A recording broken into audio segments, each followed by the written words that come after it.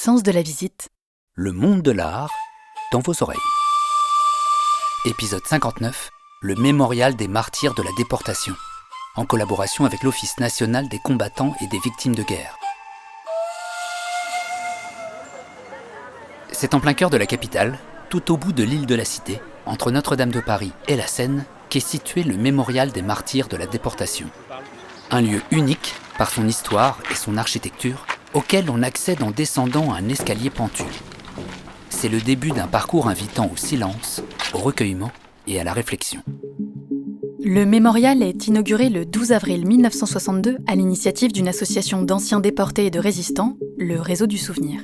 Ils veulent offrir à la nation tout entière et aux familles un lieu pour se souvenir et rendre hommage à tous les déportés partis du sol de France durant la Seconde Guerre mondiale qui ne sont jamais revenus.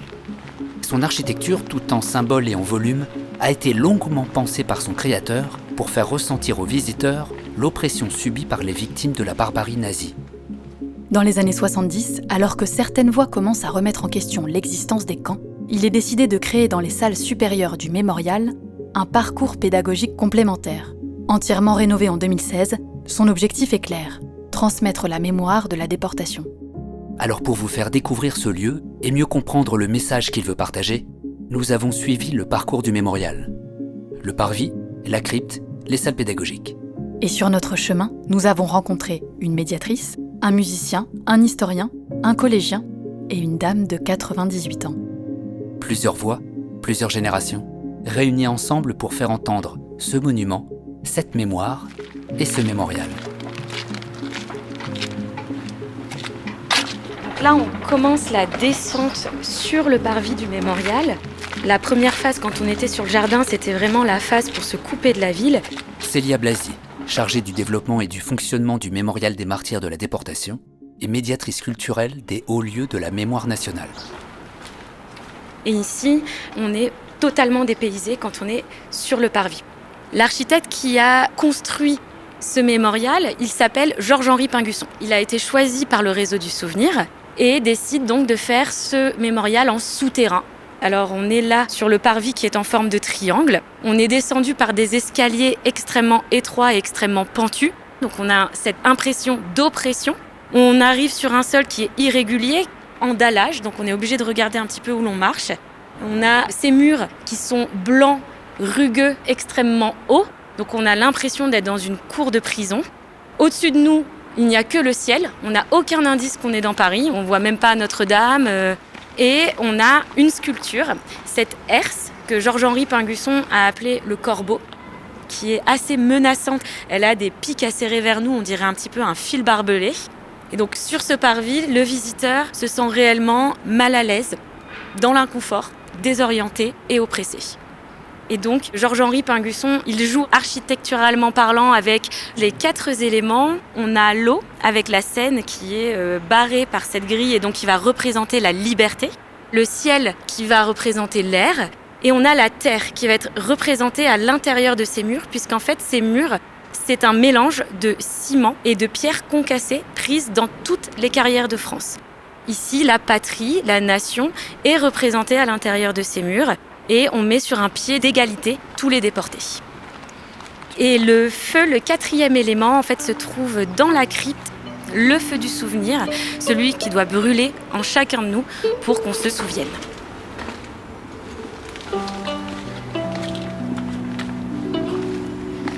Donc ici, on se trouve dans la crypte du mémorial et on est dans ce qu'appelle Georges-Henri Pingusson la phase de présence. Les déportés sont avec nous.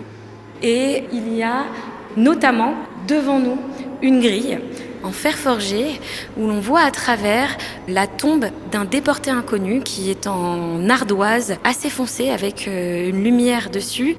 Une petite phrase gravée qui dit « Ici repose un déporté inconnu ». Et de chaque côté de cette tombe en ardoise, vous avez 2 murs qui sont recouverts avec des petites facettes lumineuses au nombre de 200 000. Donc c'est un couloir qui fait plus de 15 mètres de long. L'architecte l'a appelé le couloir sans fin. Et au fond de cette galerie lumineuse, vous avez une lumière, notre feu du souvenir.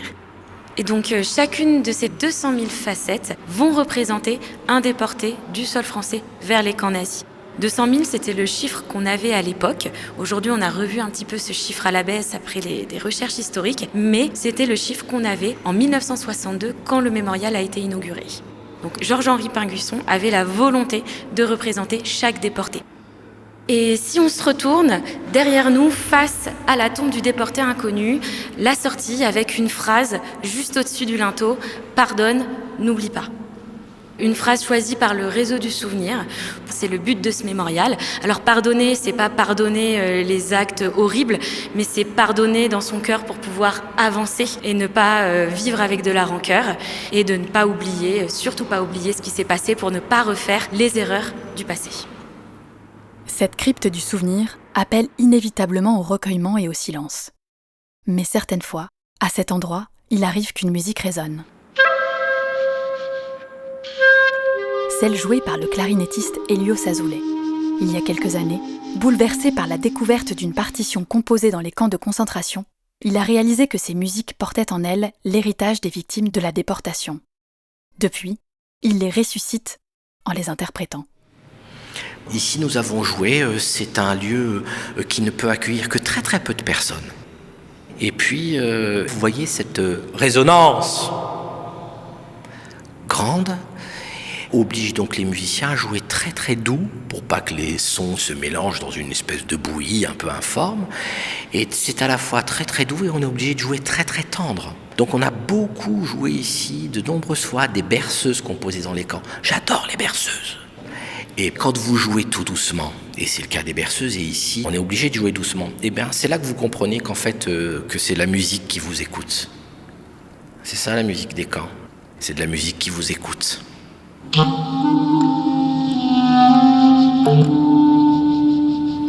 Les types de compositions sont, je veux dire que vous avez tout. Ça va du chant a cappella, de la berceuse, ou de l'air traditionnel qui peut être détourné et qui peut raconter la vie du camp, par exemple. Et puis vous avez des pièces pour piano, des pièces pour chœur, évidemment, puisque quand on est plusieurs et qu'on chante, ça fait un chœur et qu'il n'y a pas besoin d'instruments. Et puis, dans certains camps où il y avait un petit peu plus d'espace pour composer, eh bien, vous avez des gens qui ont écrit des quatuors à cordes et même des opéras. Des opéras à Theresienstadt, à 50 km au nord de Prague. Il y a un opéra sublime qui a été composé, qui est un chef-d'œuvre, et qui s'appelle Der Kaiser von Atlantis. Et entre autres, mais je veux dire que, c'est inimaginable, si vous voulez. Il y a 7 à 8 000 partitions. Il faudrait que ceux qui nous écoutent m'entendent. Il y a des hommes et des femmes dans les camps de concentration, à Auschwitz, à Buchenwald, à Bergen-Belsen, à Majdanek, à Theresienstadt, qui ont écrit, ils ont pris un morceau de papier, ils ont tracé des portées et ils ont écrit de la musique. C'est inimaginable, c'est inconcevable presque. Et lorsque nous jouons ces musiques, ils sont en train de parler de là-bas. J'en fais pas une mystique, hein. Quand je joue, je dis pas, je vois pas des fantômes, hein. Je suis pas délirant. Simplement, la musique parle. La musique parle. C'est-à-dire qu'à l'heure où il y a de moins en moins de gens qui témoigneront, qui ne pourront plus parler un jour ou l'autre, eh bien la musique est un pur témoignage. C'est pour ça que quand on les joue, les gens sont attrapés par l'âme, par l'estomac, par les pieds, par les pleurs. C'est un fragment de leur présence. Ils sont là. Voilà. Ce qui me semble, moi, relier toutes ces partitions, ce que je crois entendre, c'est une urgence. Peut-être moins visible dans une berceuse, peut-être moins. Encore que quand on voit les paroles, quand on décrypte les paroles, quand on les traduit, il y a des berceuses qui vous disent autre chose que fais dodo, fais dodo. Il y a des berceuses tragiques, bouleversantes, dont les paroles sont dures, dont les paroles vous font faire des cauchemars. Parce qu'il y a des berceuses qui sont composées en l'absence de l'enfant. Et même parfois des enfants qui composent eux-mêmes leurs berceuses. Il y a aussi ça. Je dirais des musiques d'une élégance, d'une telle délicatesse, grâce, etc. On se dit, mais ça n'a jamais pu être composé dans les camps. Mais ces œuvres-là, on ne peut pas les juger, qu'elles soient lyriques, tristes, désespérées, burlesques pour certaines. Elles sont toutes nées d'une nécessité intérieure que personne ne peut juger. Il n'y a pas d'hiérarchie. Une berceuse pèse aussi lourd qu'un opéra. Et c'est ce qui fait, pour moi, La beauté de ça, vous vous rendez compte? Il n'y a pas de grande musique, il n'y a pas de petite musique, il y a juste le miracle de la musique. Quelle que soit sa dimension, chaque note pèse une tonne. C'est sublime, c'est sublime.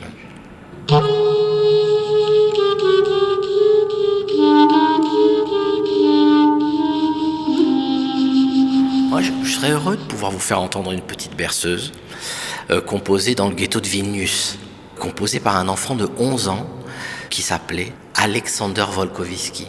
Et c'est étonnant, dans ce ghetto, vous vous rendez compte que les Juifs ont organisé un concours de berceuses. C'est tellement sublime et à la fois tellement dingue, tellement beau, tellement absurde. Un concours de berceuse dans un ghetto. Et c'est un enfant de 11 ans qui l'a gagné avec une petite berceuse qui s'appelle Stiller, Stiller. Et Stiller, Stiller, ça signifie en yiddish silence, silence.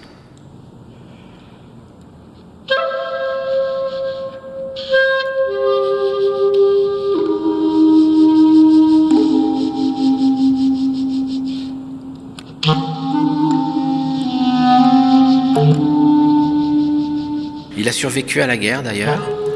Il est devenu un grand pianiste. Il est mort il y a quelques années à peine en Israël.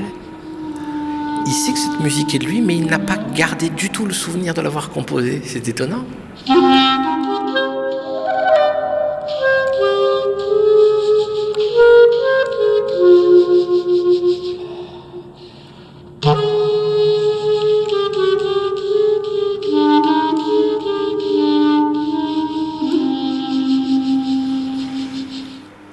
Cette histoire de la mémoire de la déportation et de cet engagement des déportés à leur retour a été le fil rouge de toute mon activité d'historien. Et ça, je le dois aussi au témoignage et à la présence d'une famille qui avait été victime de la Shoah. Olivier Lalieu, historien spécialiste de la déportation et co-responsable de l'aménagement des nouveaux espaces pédagogiques du mémorial en 2016. Et donc ça a été de ce point de vue-là un honneur, vraiment, d'être avec Thomas Fontaine, choisi pour participer à la rénovation de ce lieu qui est absolument essentiel. Et tout ce qu'on a essayé de faire avec Thomas était au service de ce projet porté par l'Office national des combattants et victimes de guerre. Et il y a de ce point de vue-là une citation extrêmement éclairante, je crois, du révérend père Michel Riquet. Alors, par-delà son titre de vice-président du Réseau du Souvenir et des différentes fonctions qu'il va occuper au sein des associations d'anciens déportés, c'est une grande personnalité de la mémoire de la déportation, c'est un grand orateur. Et Michel Riquet était donc un jésuite qui avait été un combattant de la Première Guerre mondiale, va être une des figures de la résistance en zone occupée, très actif dans la cage de Juifs. Et après-guerre, Michel Riquet va être prédicateur de carême à Notre-Dame de Paris. Et je crois que plus que jamais, c'est utile de rappeler quelques-unes de ses paroles. Ainsi, en mai 52, au moment du lancement du projet, voilà ce qu'il nous dit. Il importe de réfléchir à tout ce qui rendit possible, au cœur d'un continent qui se croyait le plus civilisé, une telle explosion de fureur barbare. Et il ajoute: la méditation fidèle des événements d'hier doit nous prémunir et nous tenir en alerte contre leur renouveau possible. Luttons contre les idéologies néfastes. Ne les favorisons ni chez nous ni chez les autres. Veillons et ne nous laissons point surprendre. Voilà, ce propos-là, aujourd'hui, il demeure d'une actualité absolument brûlante. Et finalement, c'est cet impératif du souvenir agissant et utile au présent qui va être la sève des fondateurs du mémorial des martyrs de la déportation, et toute l'architecture, toutes les inscriptions, toutes les informations qui sont développées ici et que Pingusson a su magistralement mettre en scène, elle est au service de ce double impératif, l'hommage et le souvenir et la transmission.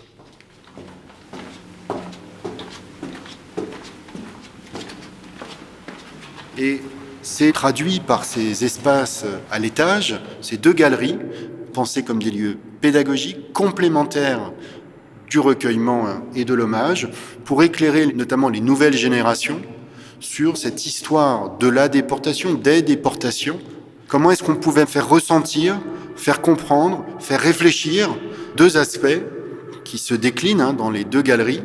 La première sur les différents visages de l'oppression portés par le système concentrationnaire nazi et la Shoah. Et puis dans une deuxième galerie, montrer par-delà toutes les épreuves, par-delà l'oppression, ce qu'avaient pu être, dans leur diversité, ces gestes de résistance qui témoignent de cette permanence de l'homme. Pour continuer à sensibiliser les jeunes générations dans la transmission de cette histoire, depuis 2010, à l'initiative du Mémorial de la Shoah, plusieurs hauts lieux de mémoire, dont le Mémorial des martyrs de la déportation, ont décidé de créer un dispositif à destination des publics scolaires.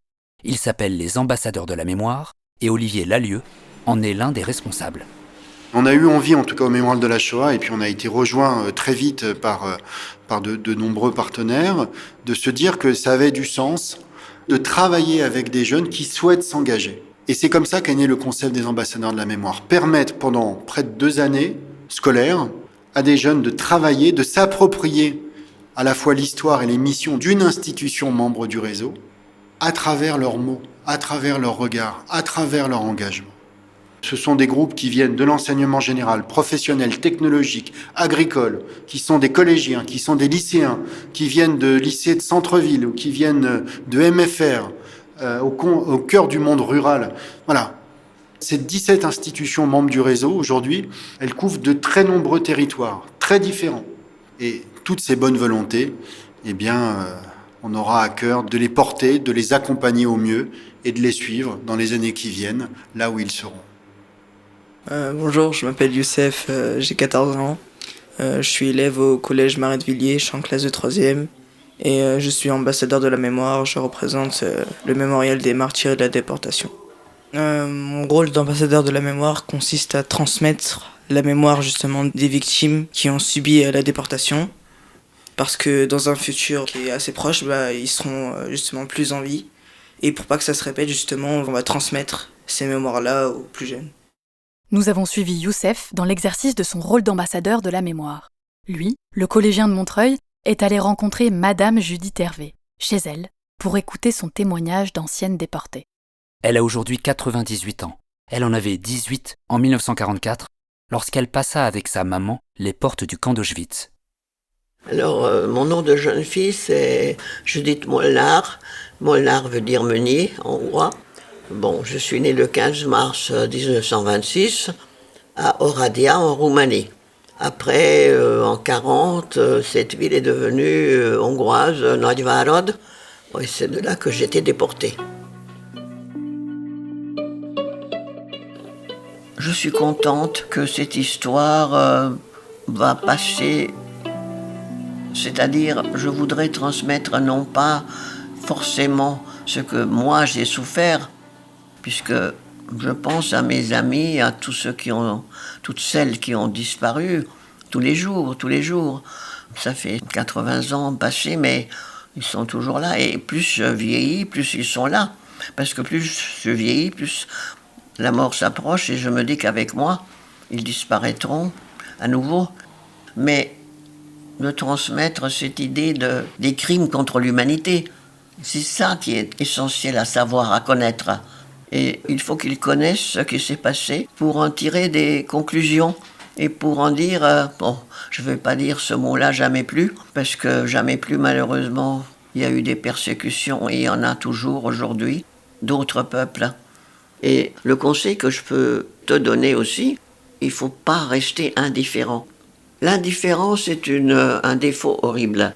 L'indifférence, c'est même pire que la méchanceté, je crois. Parce que quand on s'en fiche totalement de ce qui se passe à côté de toi, moi j'ai vécu ça, tu sais, quand il y a eu la déportation et le ghetto, j'ai vu mes voisins complètement indifférents. C'est-à-dire qui ne manifestaient pas de sympathie, qui ne manifestaient pas d'amitié. Et même après la déportation, quand on est revenu avec ma mère, aucune de mes camarades, ni aucun de mes anciens professeurs ne s'est renseigné si j'étais revenu de déportation, si j'ai survécu. Personne ne s'est renseigné, personne ne m'a cherché. Donc j'appelle ça vraiment l'indifférence très coupable. Comment était votre vie avant la déportation ? Ma vie avant la déportation était magnifique. J'étais un enfant aimé, gâté, mais sévèrement quand même éduqué par surtout ma mère. Mais sinon, j'étais entouré d'affection, d'amour. Et moi, j'ai reçu ça et je crois que c'est ça qui m'a permis et de survivre à la déportation et d'atteindre l'âge que j'ai. Parce que malheureusement, j'ai perdu toute ma famille, sauf ma mère. Heureusement, on est revenus toutes les deux. Mais j'ai perdu mon père, ma grand-mère, ma tante, mes cousins, enfin, toute ma famille, mes amis, tous mes amis. Et donc, j'étais en manque, peut-être aussi après la guerre, d'être entouré de cette famille que j'aimais tellement. Mais après la guerre, après la déportation, avec ma mère, elle aussi, on a reconstruit plus ou moins, je crois, notre vie, malgré la souffrance, des pertes terribles, parce que c'est pas seulement la famille, mais dans notre ville, il y avait 30 000 juifs sur 100 000 habitants. Et sur les 30 000, c'est 3 000 qui sont revenus. Et il y a eu, je crois, 600 000 juifs hongrois qui ont péri en déportation. Et bon, mes amis, mes collègues à l'école, tout le monde a disparu. C'est un monde disparu. Et donc on est venu à Paris et peut-être c'est ça qui m'a permis peut-être de reconstruire une autre vie et ne pas vivre dans les décombres. Avant votre déportation, est-ce que vous avez un objet auquel vous étiez attaché ? Et durant cette déportation, est-ce que vous y pensez fréquemment justement ? C'est mon album de photos. Quand j'étais très jeune, déjà peut-être à partir de l'âge de 10-12 ans, j'ai constitué un album avec mes photos de mon enfance, avec la famille de mon enfance. Et alors là, par miracle, quand on nous a déportés, on nous a emmenés au ghetto, je l'ai donné à la dame qui travaillait chez nous pour sauvegarder cet album. C'était la chose la plus précieuse dans ma vie de jeune. J'avais donc 18 ans, mais je n'avais rien d'autre que je voulais sauvegarder que cet album. Et quand je suis revenu, on me l'a rendu et je l'ai apporté avec moi à Paris. Il est là avec moi. Alors, quand je lui ai confié cet album, je ne savais pas ce qui nous attendait. Je ne savais pas qu'on irait dans un camp d'extermination. Parce qu'il faut bien dire la différence des camps de concentration et des camps d'extermination. Mais ça, on n'en avait aucune idée. Mais malgré tout, pour moi, c'était l'objet le plus précieux que je voulais garder et conserver. Donc, il est là avec moi à Paris. Je l'ai toujours, voilà. L'objet que je garde.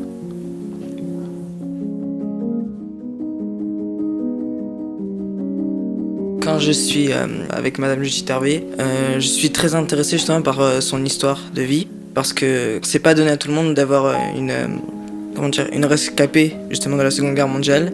Et en plus, ce que j'assiste là, justement, pas beaucoup de personnes pourront y avoir accès. Je serais très contente si toi tu te souviendras et tu pourras le raconter à tes enfants. Ça me suffit. Que tu rencontrais un jour une vieille dame, etc. Mais je veux pas te donner une responsabilité, surtout pas. Non, c'est ou bien tu ressens que tu dois le dire plus tard, autour de toi, mais si tu le ressens pas, c'est pas une obligation. Et c'est pas nécessaire. Tu peux te rendre utile dans la vie de 1000 manières. Si tu t'intéresses au monde qui t'entoure, c'est ça qui est important. Et dans ce monde qui t'entoure, il y a le passé, le présent et l'avenir. Parce que, surtout à ton âge, bientôt tu auras l'âge où tout repose sur ta génération. Tu es responsable, non pas de mon histoire, à raconter mon histoire, mais à porter les valeurs humanistes. C'est ça qui est important. Si tu ne te souviens pas de ce que je t'ai raconté, c'est pas grave du tout. Il faut te souvenir de ce qui s'est passé, qu'on a tué 6 millions de personnes, juifs, parce qu'ils étaient juifs, et parce que toute une population, et non seulement en Allemagne, mais ailleurs aussi, était d'accord avec cette extermination de masse. Et c'est ça qui est important. Non pas mon histoire personnelle, parce que chacun a son histoire et que, bon, j'espère que ton histoire sera heureuse. Mais tu es responsable de ce bonheur. Ah, ça, c'est important. Tu es responsable de ton bonheur et du bonheur de ceux qui t'entourent. Pour vivre d'une façon humaine.